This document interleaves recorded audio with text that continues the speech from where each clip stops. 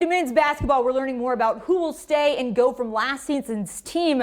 Freshmen Brandon Boston and Terrence Clark have both decided to put their names in the NBA draft and will forego their remaining eligibility. They joined Kentucky big man Isaiah Jackson, who's entering his name but not hiring an agent. So now we wait on some of the upperclassmen to decide on their futures.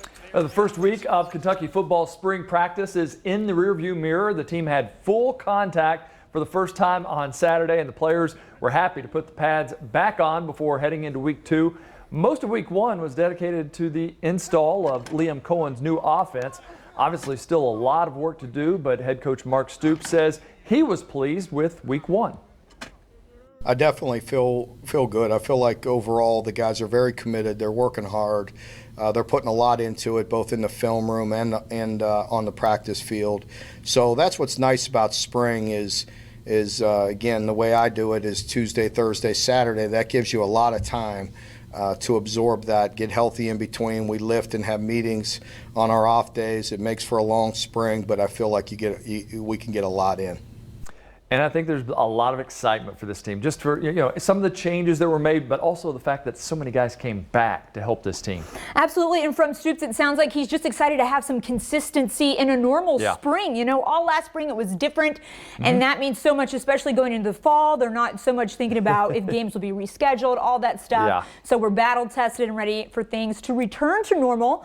Our exclusive interviews with UK coaches and players continue for the spring session. Eli Gaines sat down with wide receiver Josh Ali.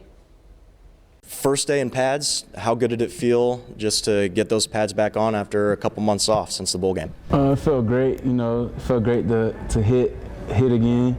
Be out there running around and getting physical with some of my friends and our teammates and stuff like that. And it gave us a chance to see where our offense was really at. With pads on. So it was a pretty good day. How has that transition with Liam Cohen calling the plays for you guys? It's great. It's really efficient.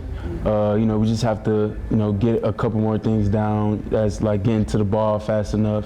Receiver-wise, we got to just get lined up as quick as we can. That's a little problem that we've had. But on and on, I think that eventually we're going to get everything together. Do you kind of look at it, some of those issues based on previous offenses that you guys have been a part of? It's simply just got to be getting used to a new thing overall, correct? Oh, for sure, yeah. It's just something that we got to get used to. He threw a lot of stuff at us, but, we're grown and we're in college, and, it's just something that we have to do. It's actually getting us prepared for the next level, because, it's going to be the same thing. It's going to be a lot of plays and different calls thrown at you, and you got to pick it up and transfer it to the field. So.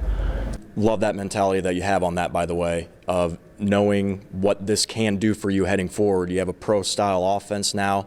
You have a guy who's coached in the NFL on, with the Rams on an elite offensive team in the NFL. How excited were you to know that you can have that opportunity once this year gets going? It really just gave me more confidence, just being able to know some of the same thing that they're going to be playing in the league, just gave me more confidence to learn it and, just play hard, I'm just excited to go through the season, really. How tough were the last 2 years for you as a receiver? The opportunities just didn't seem like they were there as much as you hoped they would have been. How hard was it, I should say, the last couple of years for you? It was tough mentally, just knowing that going into the game, I might not have that many opportunities. But, I stayed strong, I stayed with it, and you can see something great just happen. We're getting a new offense, and it's also an NFL offense, so it's just the perfect timing. I just stayed strong, stayed with the program, and, something came out of it. Leading receiver last year with Terry Wilson at the helm. Obviously, we know he's no longer here. Can you just talk about the relationship that you had with him and what you guys were able to build, and how tough or maybe how happy it was for you to see him move on to a better spot? Me and Terry had a pretty good relationship. Outside of here, we hung out a lot. We talked about, the future a lot. And, I just hope that he goes somewhere that, values his style of play, and somewhere he could just let loose and ball out at. I'm happy for him. Josh, last one. For you personally as a player, what is your mission this year? What do you want to accomplish when the 2021 season has come to an end? I want to win as many games as I can here this last year. help the younger guys get a next step, coming in next year when they're going to play next year, and going to the NFL. Really, that's my goal. Josh Ellie, thank you so much. Appreciate it. And UK volleyball's extraordinary win streak comes to an end over the weekend against 7th-ranked Florida on Friday, but they bounced back with a win in the series finale the next day. Kentucky could still potentially clinch their 4th straight SEC regular season crown against Alabama. That's on Wednesday. The team is still waiting on a decision from the SEC on whether or not previously postponed games will be rescheduled. The Kentucky women's swimming and diving team ended its season on Saturday night, earning 11th place at the NCAA championship. The historic performance marks UK's best team finish in school history and the most points scored in school history. It caps off a season in which the team also won the SEC championship for the first time ever. And we end the segment with gymnastics. The number 14 Wildcats earned a 4th place finish at the conference championships on Saturday, tying the best league finish in program history. Kentucky became the 2nd SEC team ever to place among the top 4 overall after competing in the competition's afternoon session. And as of this afternoon, we are awaiting the team's seeding in the NCAA championships. Coming up next on BBN Tonight, we'll return to UK football spring practice.